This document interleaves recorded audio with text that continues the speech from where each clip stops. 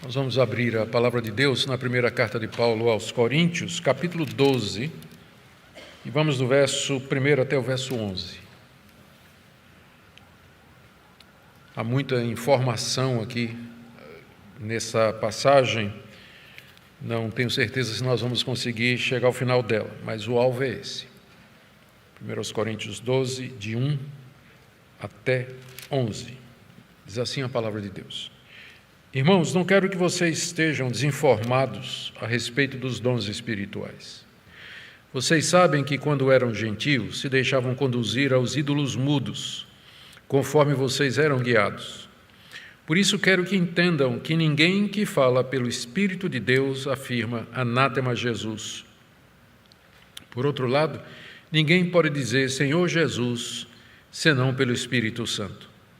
Ora, os dons são diversos, mas o Espírito é o mesmo. E também há diversidade nos serviços, mas o Senhor é o mesmo. E há diversidade nas realizações, mas o mesmo Deus é quem opera tudo em todos. A manifestação do Espírito é concedida a cada um visando um fim proveitoso.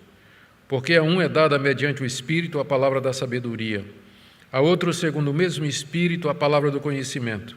A um é dada no mesmo Espírito a fé, a outro no mesmo Espírito dons de curar, a outro operações de milagres, a outro profecia, a outro discernimento de espíritos, a um é dada variedade de línguas e a outro capacidade para interpretá-las.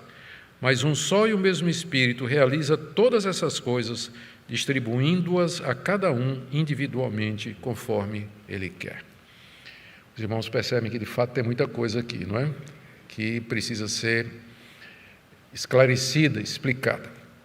Nós vamos pedir a orientação do nosso Deus diante dessa passagem tão desafiadora. Aliás, toda a passagem de 1 Coríntios é desafiadora, né? Vocês que têm acompanhado desde o início sabem como a gente luta, a gente briga com o texto para que ele possa ceder o significado dele, para que a gente possa entender o que é que o apóstolo Paulo quis dizer. Sim, Pai, nós sabemos que essa dificuldade não é por Tua causa, a Tua revelação é perfeita. O problema somos nós que somos limitados, somos subjetivos e olhamos as coisas enviesados pelas nossas crenças e nem sempre conseguimos ver com clareza aquilo que o texto diz. Por isso que pedimos que Teu Espírito Santo nos conduza na verdade. Ajuda-nos, ó Deus, a olhar para a Tua palavra e enxergar aquilo que o Senhor ali revelou. Pedimos isso em nome de Jesus. Amém. Meus irmãos, a partir do capítulo 12, o apóstolo Paulo começa a tratar da questão dos dons espirituais. E, particularmente, o que os dons espirituais tinham a ver com o culto. Os dons espirituais como empregados e usados no culto da igreja de Corinto. Nós já vimos que do 11 até o 14, o tema geral é culto.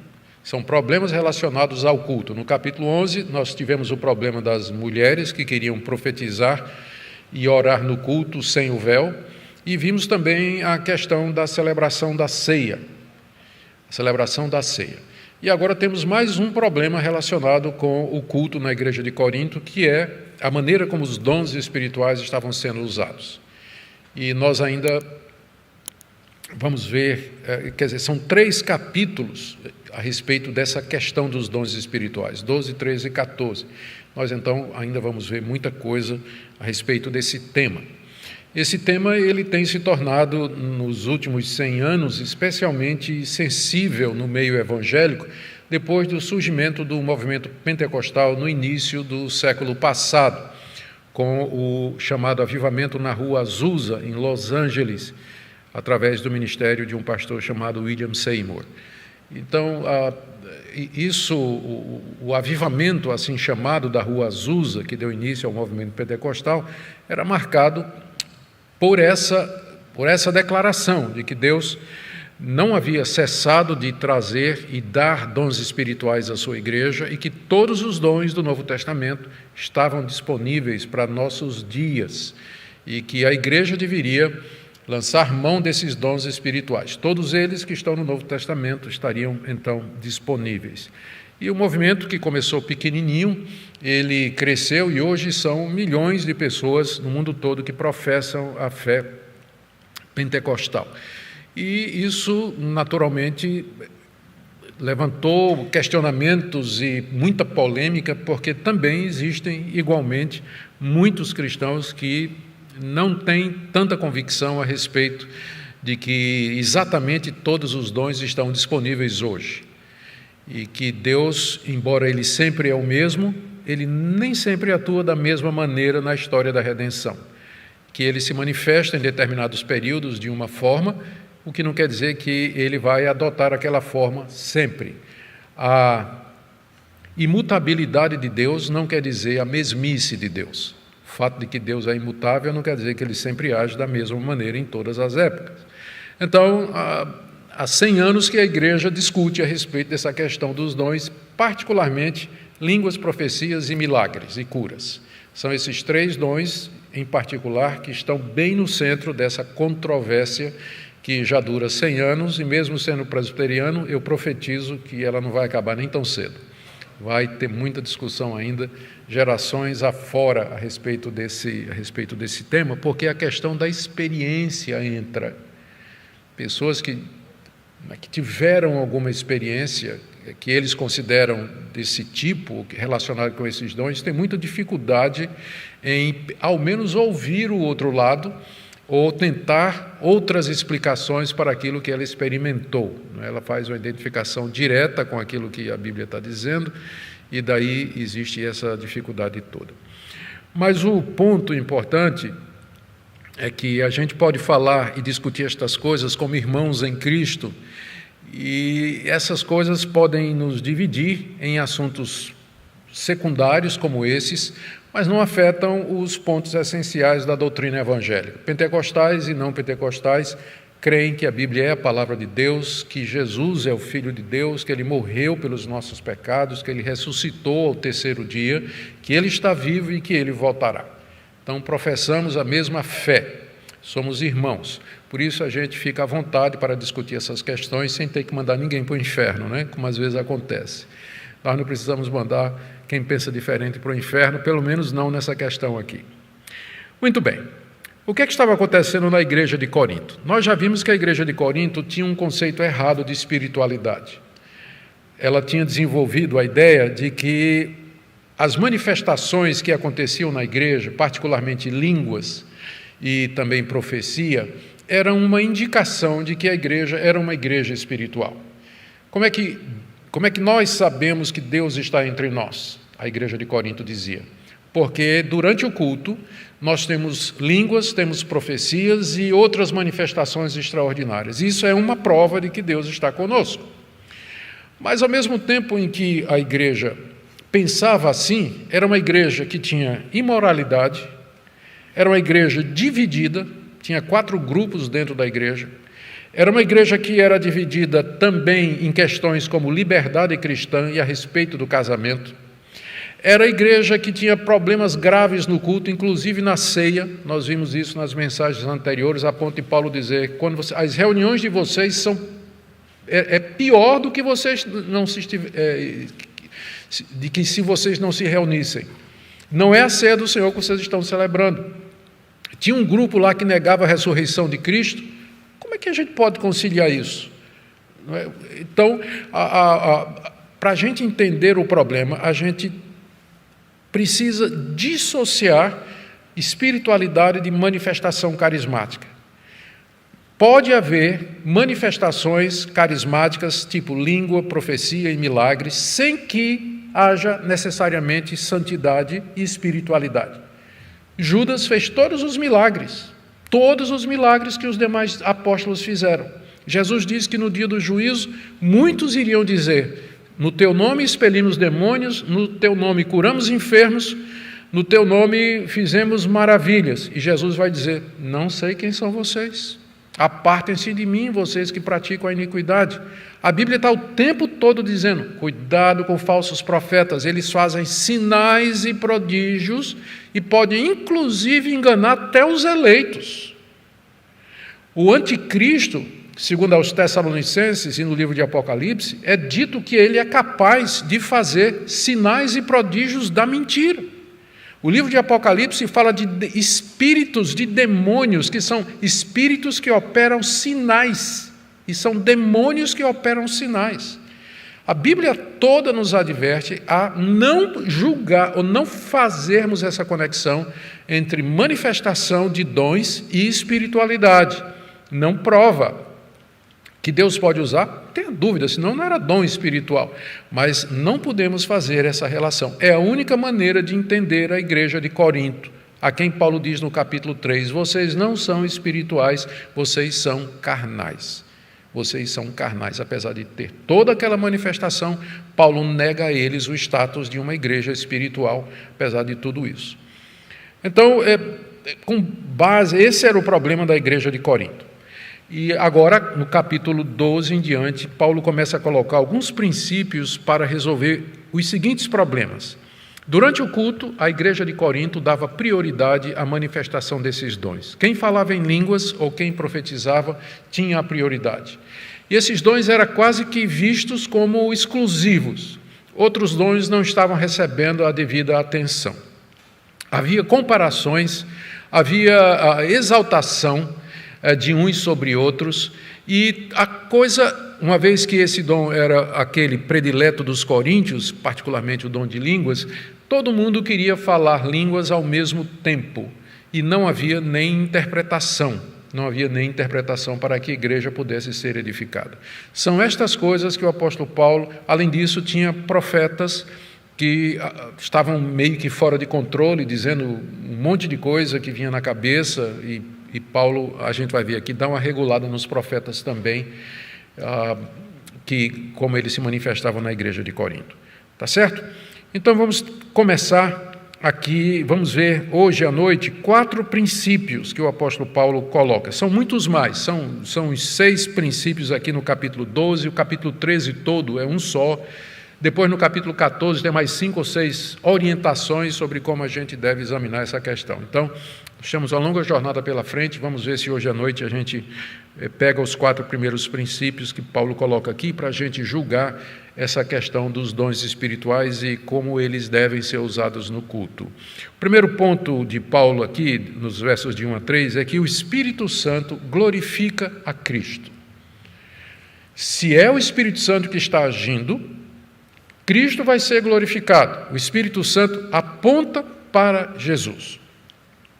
No verso 1, Paulo introduz essa questão dizendo do desejo dele de instruir a igreja. Irmãos, eu não quero que vocês estejam desinformados a respeito dos dons espirituais. Veja a preocupação de Paulo. Ele quer que a igreja conheça, quer que a igreja esteja orientada e doutrinada a respeito desse assunto. O assunto é um assunto importante, ele não é vital para a nossa salvação, mas é um assunto importante. E Paulo queria que os coríntios não fossem ignorantes, como diz a versão mais antiga. Não queria que vocês fossem ignorantes a respeito desse assunto.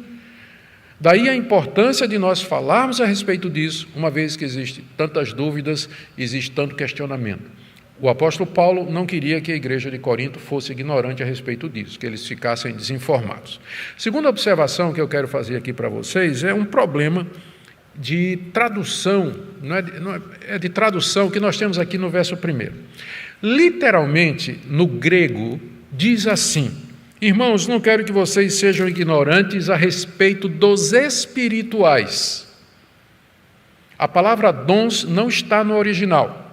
Foi colocada pelos nossos tradutores, e se você, por exemplo, tem a NVI aí, você vai ver que já numa nota de rodapé ela já explica isso, dizendo que existe essa possibilidade dessa tradução alternativa, porque não tem. O que é que os tradutores da Bíblia para o português fizeram? Quando eles chegaram aqui, eles entenderam, já que o capítulo 12 é sobre dons, eles entenderam que quando Paulo fala, eu não quero que vocês sejam ignorantes a respeito dos espirituais, que Paulo está falando dos dons espirituais.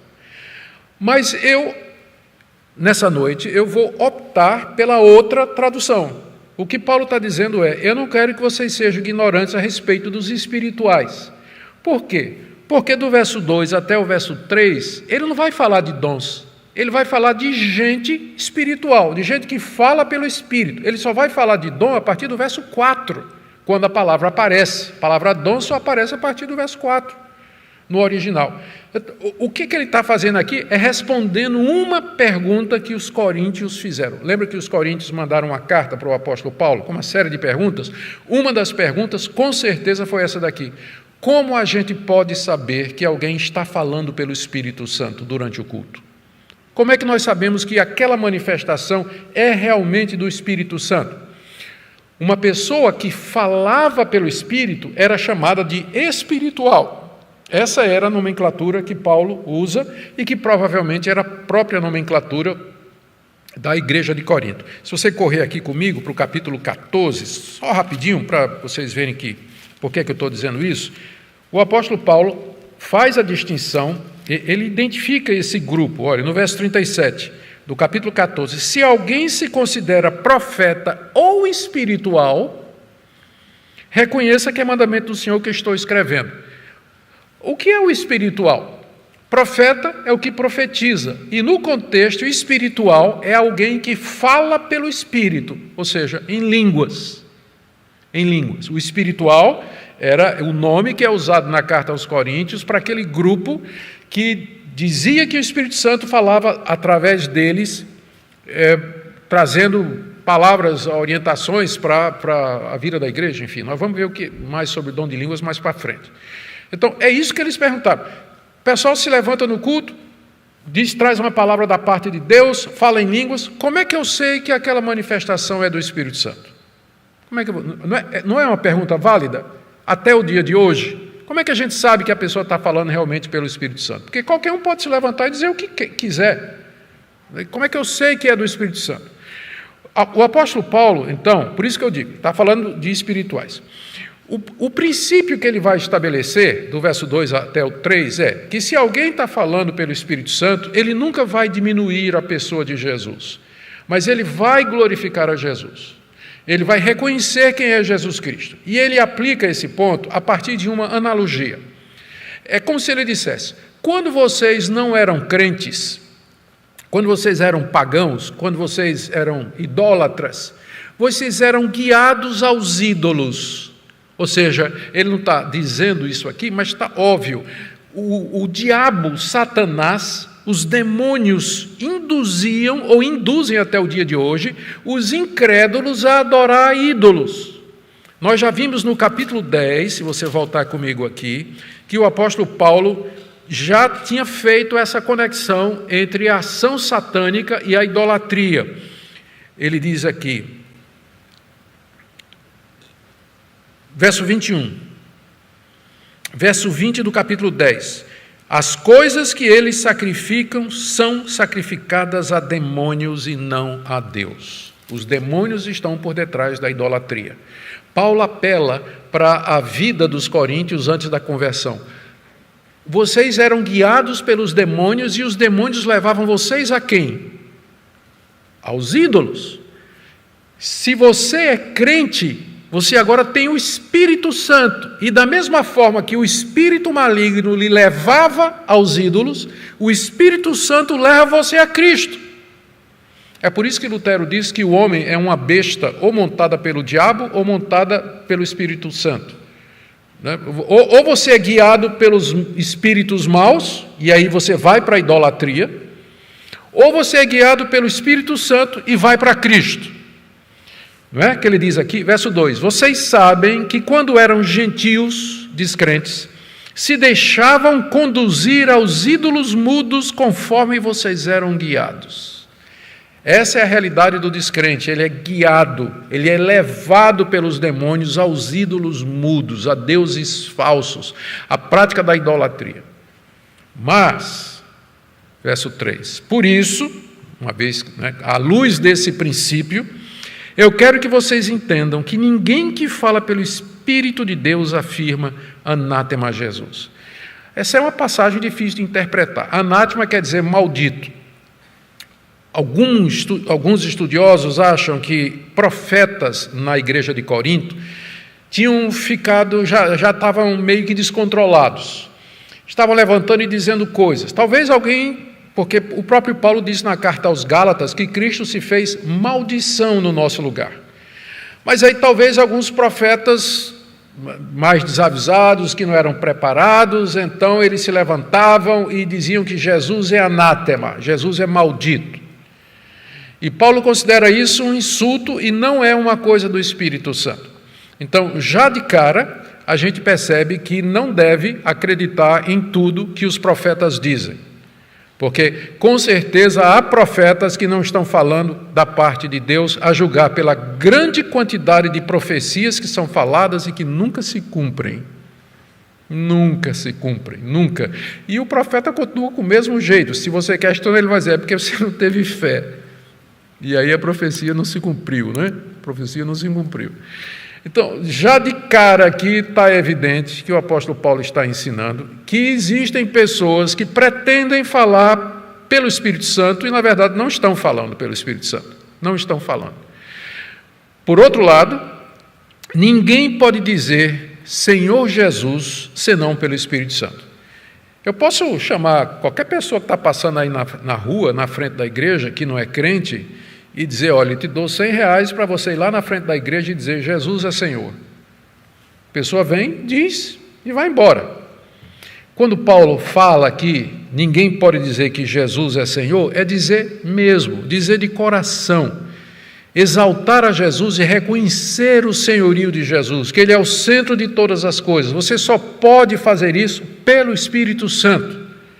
E aqui você tem a pedra de toque, aqui você tem o referencial para saber se alguém está falando pelo Espírito Santo. Você pergunta, qual é a cristologia dele? Qual é o papel de Cristo no ministério dele?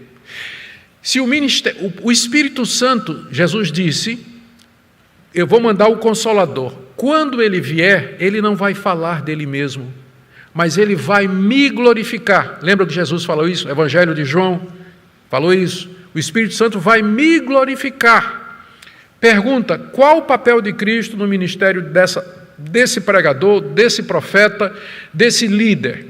E você vai ver, o Espírito Santo não se exalta, o Espírito Santo não exalta os dons, o Espírito Santo não exalta pessoas, ele não exalta instituições, ele exalta Cristo. Quando você pode ser o profeta mais aclamado, mais popular do mundo, mas pergunte, que lugar ele dá para Jesus? Ele fala da pessoa de Cristo, ele exalta ao Senhor Jesus, ele fala do sacrifício de Cristo na cruz, fala da sua ressurreição, da sua intercessão. O que é que ele conhece de Cristo? Mas aí você vê que muitos profetas que estão falando nas igrejas são mensagens pragmáticas, são mensagens só de experiência, de prosperidade, de vitória, de conquista. Raramente você vai ouvir um sermão a respeito da pessoa de Cristo, da glória de Cristo, da sua santidade, da sua morte na cruz. Ninguém pode dizer que Jesus é Senhor, a não ser pelo Espírito Santo. E aqui você tem a resposta para a pergunta, a resposta que Paulo está dando para os Coríntios. Como é que eu sei que alguém está falando pelo Espírito Santo? A resposta de Paulo, ele está exaltando Cristo, a pessoa de Cristo é exaltada no ministério dele, aí você tem a resposta a essa pergunta. Por isso que eu estou dizendo que no verso 1, o que Paulo, a palavra dons, você devia colocar aí entre colchetes, né? Porque ela não está no original. Ele está falando dos espirituais. Como reconhecer um espiritual? A resposta é, se ele glorifica Cristo, ele está falando de fato pelo Espírito de Deus. Segundo princípio aqui, agora sim, a partir do verso 4, segundo princípio para a questão dos dons, é que os dons são muitos. Existe uma variedade grande de dons, e não somente línguas e profecia. Infelizmente, essa verdade parece ter desaparecido.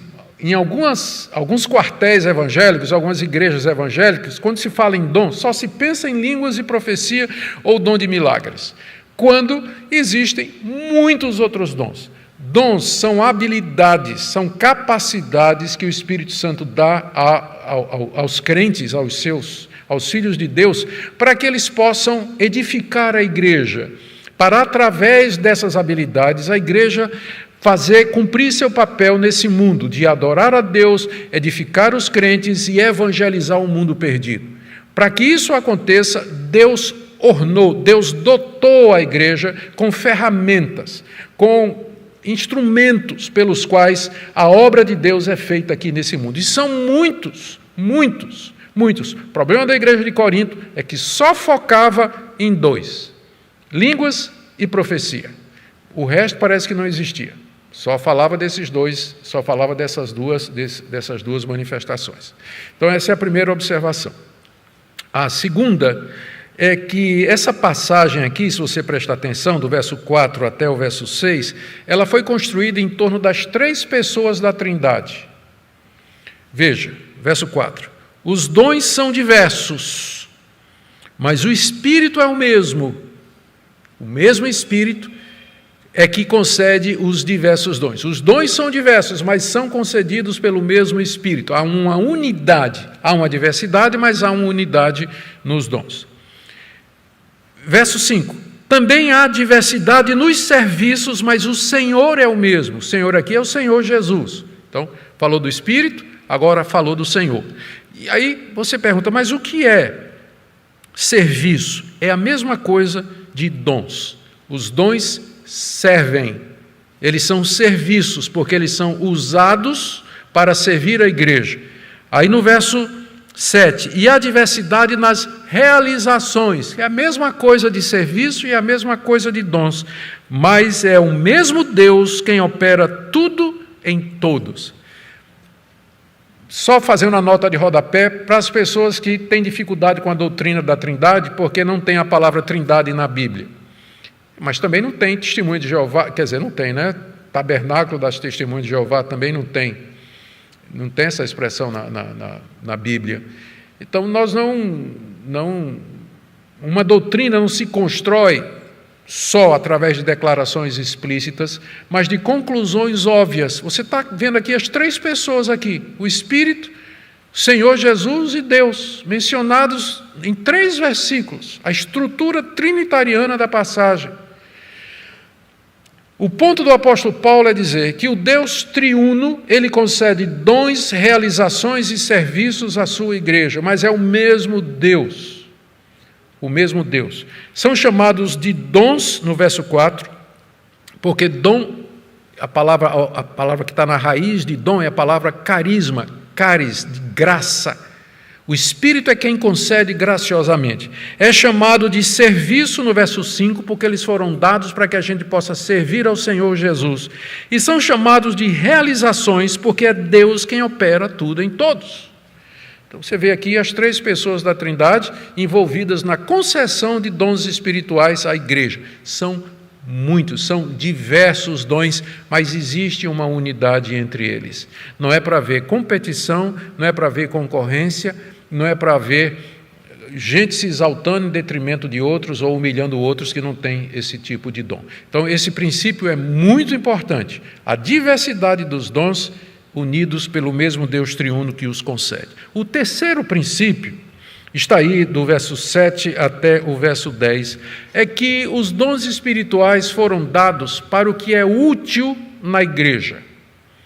Vamos ler aí? Verso 7, a manifestação do Espírito é concedida a cada um, visando um fim proveitoso, porque a um é dada mediante o Espírito, e aí ele dá a relação dos dons para provar o que ele está dizendo. Vamos pensar aqui, verso 7, a manifestação do Espírito, que é o dom espiritual é uma manifestação da atuação do Espírito Santo. Então é a mesma coisa, manifestação, serviço, realização, dons, mesmas palavras para indicar a mesma coisa. A manifestação do Espírito é concedida a cada um. Respondendo à pergunta, quem é que tem dons espirituais na igreja? Resposta, todos. Todos os cristãos têm dons espirituais. Têm dons espirituais. E quando é que esses dons foram concedidos? Alguns dons são a santificação de talentos naturais. Antes de eu me converter, eu já tinha o dom de liderança, embora usado da maneira errada. Mas eu já liderava uma gangue de motociclistas aqui em Recife, antes da minha conversão. E fui orador, fui escolhido como orador da minha classe, lá na escola primária. Desde cedo eu tive facilidade de falar em público. Na minha conversão, o Espírito Santo santificou essas habilidades e agora as usa para a glória de Deus. E outras habilidades que eu não tinha me foram concedidas depois da minha conversão. Alguns recebem na sua conversão, outros já tinham habilidades que são santificadas e postas ao serviço de Deus, e algumas outras variam durante a vida. É impressionante isso. Eu me lembro no início da minha vida cristã, e eu podia dizer de convicção plena que eu tinha um dom de evangelista. E tem algumas pessoas aqui que podem comprovar o que eu estou dizendo, né, que são fruto do meu trabalho como evangelista. Mas depois de um tempo, o dom de mestre sobrepôs o de evangelista. E aí a minha vida deu uma guinada para esse lado também. Hoje eu tenho o dom de ser vovô, que está dominando praticamente quase tudo, né? Não deixa nem tempo para fazer as outras coisas. Mas a vida da gente, né, durante a vida, pode haver alguma alteração nisso aí. Mas o ponto é que todos recebem dons. Agora, para que os dons são dados? Eu já te disse alguma coisa no início. Está aí. É concedido a cada um visando um fim proveitoso. Que fim proveitoso é esse? É o bem dos outros. Como é que Paulo prova isso? Ele dá uma descrição dos dons. Porque, verso 8, a um é dada mediante o Espírito a palavra de sabedoria. O dom de falar palavras sábias. Esse dom é para mim ou é para os outros? Para os outros, é claro. Eu não vou ficar falando palavras sábias para mim mesmo, né? O dom tem um fim proveitoso. E aí ele começa, por exemplo, falar palavras sábias, palavras de sabedoria divina. Isso é um dom do Espírito Santo. Isso é um dom do Espírito. Você ter o dom de trazer uma palavra sábia que vai abençoar a vida dos outros, a vida da igreja, a vida de pessoas que Deus coloca na sua vida. A palavra do conhecimento. O Espírito Santo concede a alguns conhecimento, mais do que a outros, mas mais do que isso, a capacidade de transmitir esse conhecimento, porque não adianta só você ter conhecimento. Você tem que só beneficia você. Você precisa transmitir esse conhecimento, e é um dom espiritual. Por que ninguém quer isso, né? O pessoal quer outros. Mas que dom importante, não é? O que edifica mais a igreja? Palavras de sabedoria, palavras de conhecimento. A fé aqui não é a fé salvadora, que aí todos os crentes têm. Todos os crentes, por definição, aliás, se eles não tiverem fé em Jesus como seu Senhor e Salvador, nem crentes eles podem ser considerados, não é verdade? Mas aqui é o dom da fé, é a capacidade de você crer e receber da parte de Deus determinadas coisas que você busca e que outras pessoas não conseguem. O dom da fé. Para que serve o dom da fé? Não é para pedir para mim, não. É para pedir para os outros, interceder pelos outros, para que Deus abençoe outras pessoas, para que Deus liberte outras pessoas, para que Deus abra uma porta para pessoas que estão oprimidas e com problemas. A algumas pessoas Deus dá uma fé extraordinária, e elas são capazes de orar e pedir a Deus determinadas coisas, e Deus se compraz em atendê-las. Outros têm uma vida regular de oração. Todo mundo tem fé suficiente, todo crente tem fé suficiente para pedir coisas a Deus, mas a alguns Deus concede esse dom da fé, essa capacidade extraordinária de oração. Você quer um exemplo bíblico? George Miller, de Bristol, um cristão do século passado que viveu numa cidade da Inglaterra chamada Bristol, e ele se sentiu chamado para começar um ministério para órfãos. Então, ele abriu um orfanato e ele colocou no seu coração de que ele não pediria um tostão a ninguém. Ele oraria e Deus mandaria os recursos. E esse homem começou a orar, e Deus mandava, tipo assim, a carroça levando leite, né? O padeiro manda a carroça com leite e pão para entregar aos clientes, ia passando na frente lá do orfanato, a carroça quebra, o leite ia apodrecer, aí o cara que estava conduzindo a carroça, né, olhou, é um orfanato, ele disse, olha, esse leite aqui vai se estragar, vocês querem, não querem não? Litros de leite e de pão, e aí toma comida para uma semana toda. E outros exemplos e exemplos de como Deus, durante mais de 30 anos, sustentou 7 ou 8 orfanatos que ele abriu só pela oração. Nunca pediu um tostão a ninguém. Agora, vá fazer isso você? Agora, eu quando li essa biografia, eu me senti miserável. Né? Eu joguei minha cara no chão e disse: Deus, eu não sei nem se eu sou crente. Porque eu não consigo isso. Até que alguém chegou para mim, me viu nessa angústia. Eu era novo convertido quando li essa biografia. Na minha angústia, ele me viu na angústia e disse assim: Deus não lhe chamou para viver a vida de George Miller, mas para viver a vida de Augustus Nicodemos. Você não tem que viver a vida desse homem. Deus tem diferentes dons para diferentes pessoas. Então, aqui, mas esse dom é para outros, não é para você. Aí ele continua: há outro no mesmo espírito, dons de curar. Não sei porque é no plural. Talvez para curar doenças diversas. Mas Deus concedeu, e aqui é um ponto de disputa, né? Se ainda tem pessoas com esse dom, mas pelo menos na época que Paulo escreve a carta aos Coríntios, ele tem certeza disso, de que Deus concede dons de curar. Pessoas que talvez esteja relacionado com o dom de fé, que pedem e Deus concede cura. Eu já orei por gente doente que ficou curada na hora, mas também já orei por gente que morreu no dia seguinte. Então, antes de você pedir para eu orar, saiba disso. A diferença do dom de curar é que, se o dom de curar era aquilo que os apóstolos tinham, esse dom não falha. Toda vez que os apóstolos disseram: levanta-te e anda, ou abre os olhos, ou fica curado, isso aconteceu. Não há na Bíblia registro nenhum de que esse dom tenha falhado alguma vez. Então, esse seria o dom de cura.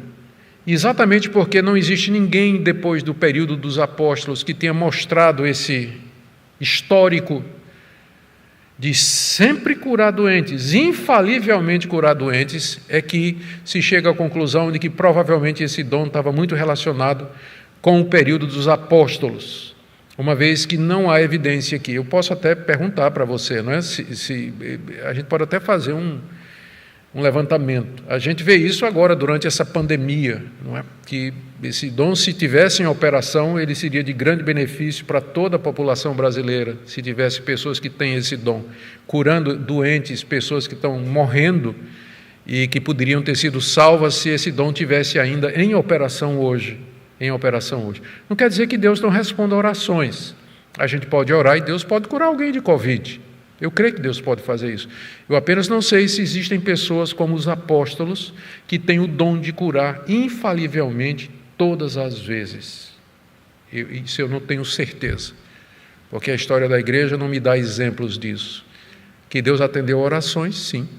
Eu posso dizer de casos em que pessoas experimentaram isso. Mas o ponto aqui da lista é que o dom de curar não é para mim, mas é para curar outros. O dom é dado para um fim proveitoso.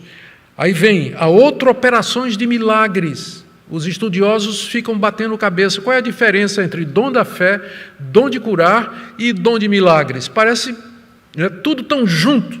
Ninguém sabe exatamente o que é que isso significa. Talvez fazer aquelas coisas que Cristo fez, andar sobre as águas, multiplicar pães, transformar água em vinho, mas o problema é que não tem nenhum exemplo, nem os apóstolos fizeram isso. Nem os apóstolos fizeram esse tipo de coisa. Então, tem muita coisa que realmente nós não temos muita informação e por isso a gente tem que ter muito cuidado antes de fazer afirmações como alguns fazem, não é? Porque nós temos aí 2000 anos de história da igreja para nos ajudar a interpretar. Há outros, verso 10, profecia. Nós vamos discutir profecia quando chegar no capítulo 14, mas o ponto é que o que quer que seja profecia, ela é para o bem dos outros. A gente profetiza para os outros, para abençoar a vida de outros. Há outro, discernimento de espíritos. Vocês já viram que não tem um único dom aqui nessa lista que seja pacífico, né? Existe brigas a respeito do que seja discernimento de espírito. Já ouvi gente dizendo assim, que o discernimento de espírito, ela disse assim, olha, pastor, eu tenho um dom de discernimento de espírito. Eu digo, como é que funciona? Diz, olha, quando passa uma pessoa endemoniada, eu fico todo arrepiado. Todo arrepiado. Na hora, eu sinto a presença de demônio. Eu tenho esse discernimento. Mas será que é isso, o discernimento de espírito? Eu fico pensando no que disse o apóstolo João, amados, não creiais a todo espírito, antes analisem, verifiquem, examinem os espíritos se eles procedem de Deus. Não será que espírito aqui é espírito humano e discernir é a capacidade de você avaliar se uma pessoa de fato é de Deus, se está falando da parte de Deus, para você discernir os corações daquelas pessoas que estão falando? Não faria mais sentido no contexto aqui, especialmente quando os coríntios estavam interessados em saber quem são os espirituais ou não? O Espírito Santo concede a algumas pessoas uma capacidade extraordinária de bater o olho e dizer, essa pessoa está falando realmente a verdade, isso que ela está dizendo de fato é de Deus, as intenções do coração são muito boas. Eu já conheci pessoas assim, geralmente são hábeis julgadores de caráter, e raramente elas se enganam quando fazem uma avaliação de uma pessoa. Eu já sou meio bobão, já apostei em gente que me passou rasteira, me traiu, pisou na bola, e nem sempre, talvez porque eu sou muito bonzinho, né? Mas tem gente que vai lá no coração, percebe as intenções e chega e diz, pastor, isso aí, olha, vem cá, pastor, olha, o senhor se cuide, porque essa pessoa que está aqui, ela não está bem intencionada, não. Essa pessoa... Então, tem gente que tem essa habilidade, e esse dom é bom para a igreja, porque como a gente precisa discernir, né? Há situações em que a gente precisa de discernimento. E no último, Paulo diz aí no verso 10, a um é dada variedade de línguas, capacidade de falar em diferentes línguas, e a outro capacidade para interpretá-las. Você percebe, talvez não é sem razão, ou talvez haja um motivo pelo qual Paulo deixou esse dom para o fim. Isso vai ficar mais claro quando a gente chegar no capítulo 12, quando Paulo vai fazer uma lista por ordem de importância. Então, na lista de Paulo, ele coloca línguas no fim. Os coríntios teriam objetado. Ele diz, mas Paulo, né, o primeiro deveria ser línguas. Paulo deixa lá para o fim o dom de línguas e a sua interpretação. O que quer que seja o dom de línguas, junto com a interpretação, é para o bem da igreja. Tem um fim proveitoso. Por que é que essa ênfase de Paulo aqui? Esse é o terceiro princípio, que os dons espirituais eles são dados para abençoar a igreja. É porque na igreja de Corinto tinha gente falando em línguas, buscando reconhecimento. Tinha gente profetizando, querendo aparecer. Tinha gente exercendo dons porque queria ser o centro das atenções. Tinha gente se comparando com outros. Tinha gente se exaltando e tinha gente humilhada. Os dons espirituais, quaisquer que sejam, e o que quer que eles representam, eles não foram dados para mim. Eles foram dados para que eu abençoe outras pessoas. Quando você vir pessoas dotadas, exercendo um dom, uma capacidade, fazendo um serviço, uma realização, a manifestação do Espírito, que no final ele recebe a glória, que ele se torna o centro das atenções, isso aí não é do Espírito Santo. Que o Espírito Santo deu dons para abençoar a igreja, e não para que você se beneficie disso. Você vai ser beneficiado pelo dom dos outros. Eu sou beneficiado pelo dom dos outros. Eu sou abençoado pelos dons diferentes que Deus deu a outras pessoas e que ministram para mim.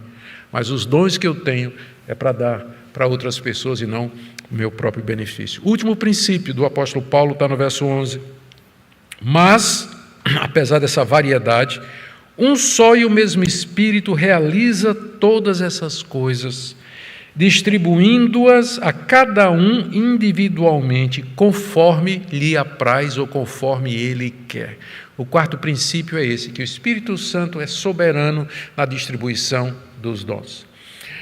Talvez Paulo colocou isso aqui, porque havia na igreja de Corinto, devido à ênfase que era dada a esse dom de línguas e secundariamente ao dom de profecias, muita gente que via as pessoas falando em línguas e profetizando e dizia, mas eu queria também, já que é tão importante, eu queria também falar em línguas, mas eu não falo em línguas e eu vou então buscar a Deus, vou passar a noite jejuando, vou fazer um jejum, vou clamar a Deus até que Ele me conceda esse dom para que eu fale em línguas ou para que eu profetize. E aí pessoas fazem isso. E aí tem inclusive pessoas, pastores, que incentivam isso aí. Inclusive a pessoa, eu vou contar uma ilustração do início do meu ministério, quando eu estava pregando o Evangelho aqui na região de Ouro Preto e Jardim Atlântico. Um jovem convertido chegou na igreja e estava lá, estava crescendo e tudo mais, de repente ele sumiu. E ele passou desaparecido 1 mês, 2, depois ele voltou e chegou para mim para conversar e disse, pastor, eu agora estou falando em língua, fui batizado do Espírito Santo e estou falando em línguas. Opa, como foi que aconteceu? Eu disse, não, eu fui, eu estava achando meio devagar aqui, aí eu fui numa igreja lá, do fogão mesmo, uma igreja. E cheguei lá, o pastor já foi me chamando e dizendo, você fala em línguas? Eu disse, não. Ele disse, não, você tem que falar em línguas. Mas pastor, eu não sei falar em línguas, mas eu vou lhe ensinar. Então você forma uma palavra na sua cabeça, uma palavra que não tem sentido nenhum, e vá repetindo, e aí solte a língua e você vai falar em línguas. E aí isso aconteceu. A pessoa com quem isso aconteceu está aqui nessa noite, por isso ela não vai me deixar mentir. Tá certo? Ela não vai me deixar mentir. Mas é um caso de muitos outros. Eu sei que acontece isso. Tem cursos, inclusive, tem livros onde ensina como falar em línguas. Quando aqui está dizendo que um só e o mesmo Espírito é quem distribui estas coisas como Ele quer. Como Ele quer. A uns, notou como ele diz aqui, a uns é dado isso, a outros é dado isso, a uns é dado isso, a outros é dado isso. Embora todos os crentes tenham dons, nem todo mundo tem os mesmos dons. E aqui está incluído línguas e aqui está incluído profecia. Portanto, a ênfase nesses 2 dons, como sendo os dons mais importantes, já quebra uma série de princípios e de regras a respeito do que são dons espirituais e como eles devem ser usados. Eu quero concluir com algumas aplicações. Primeiro, para você que acredita em tudo. Então, tem irmãos que acreditam em tudo e têm medo de julgar e de analisar, porque não querem entristecer o Espírito Santo. Sossegue. É o próprio Espírito Santo que manda a gente avaliar. Porque se tivesse somente o Espírito Santo no mundo, então seria incredulidade você questionar. Mas além do Espírito Santo, tem espíritos imundos, demônios, e tem o espírito do próprio homem, que falsifica manifestações. Então, a gente precisa ser esperto. Existe manifestação espiritual falsa. Por isso, é necessário que nós exerçamos o discernimento. Você não está entristecendo o Espírito Santo, você não está blasfemando contra o Espírito Santo. Se você vai examinar, se você deseja entender e se você deseja certeza naquilo que está acontecendo. Não quero que você se ofenda com o que eu vou dizer, mas os únicos milagres que você tem de ofício, de obrigação de crer, são os que estão registrados na Bíblia. No final do Evangelho de João, João disse assim, Jesus fez muitos milagres que não estão escritos nesse livro, mas estes foram escritos para que você creia e, crendo, tenha vida no nome dele. Os milagres que Deus determinou que eu cresce para ser salvo são esses que estão registrados na Bíblia. Todos os outros eu posso questionar. Todos os outros eu posso perguntar. Eu posso inquirir. Eu posso ir atrás para saber se é verdade ou não. Eu não sou obrigado a aceitar na cara. Assim, não sou obrigado a aceitar, mas eu posso investigar, e você não está entristecendo a Deus e você não está blasfemando contra o Espírito Santo quando você faz isso. Mas, por outro lado, eu quero também trazer uma palavra aqui para os que não acreditam em nada. A primeira palavra foi para aqueles que acreditam em tudo, agora uma palavrinha para aqueles que não acreditam em nada. O Espírito Santo continua presente na igreja, E Ele continua dando dons espirituais ao seu povo. Alguns dons, existe debate se eles estão disponíveis ou não, mas estejam ou não, Deus continua agindo de maneira extraordinária no meio do seu povo. E há pessoas que são dotadas pelo Espírito de Deus para fazer coisas maravilhosas, que abençoam o povo de Deus e que não são necessariamente espetaculares. Mas o Espírito Santo continua presente na igreja e agindo através dela. E, por último, uma palavrinha para você que diz assim: pastor, o senhor está dizendo que todo mundo tem dons, eu não tenho a menor ideia de quais são os meus. Tem uma história de um menino, que foi para a escola a primeira vez, 5 anos, 4, um tempo antigo em que a gente ia mais tarde para a escola, E aí ele foi lá e voltou, e a mãe perguntou como foi, se foi tudo bem. Disse: olha, mamãe, hoje nós tivemos a aula de artes e tudo mais, e a professora estava distribuindo lá os papéis e tudo mais. Ela pediu para eu encenar alguma coisa, para eu falar como se estivesse interpretando alguma coisa, e depois ela chegou para mim e disse: olha, eu descobri o teu talento é de sentar na cadeira e aplaudir os irmãos que estão lá na frente fazendo parte da peça de teatro. Pode ser que seu dom seja exatamente assim, encorajar, É porque às vezes as pessoas pensam que dom vai levar você para a frente da igreja para você ser visto.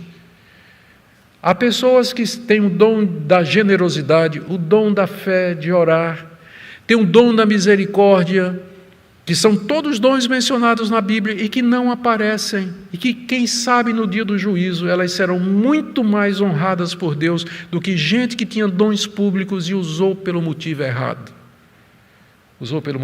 Se você tem dúvidas sobre como Deus quer lhe usar, peça para que Ele lhe revele, peça para que Ele lhe mostre qual o seu lugar no corpo de Cristo. E eu tenho certeza de que Ele vai fazer isso. Você precisa estar disposto para isso. Você pode servir a Deus de inúmeras maneiras que Deus tem dado e agraciado o seu corpo.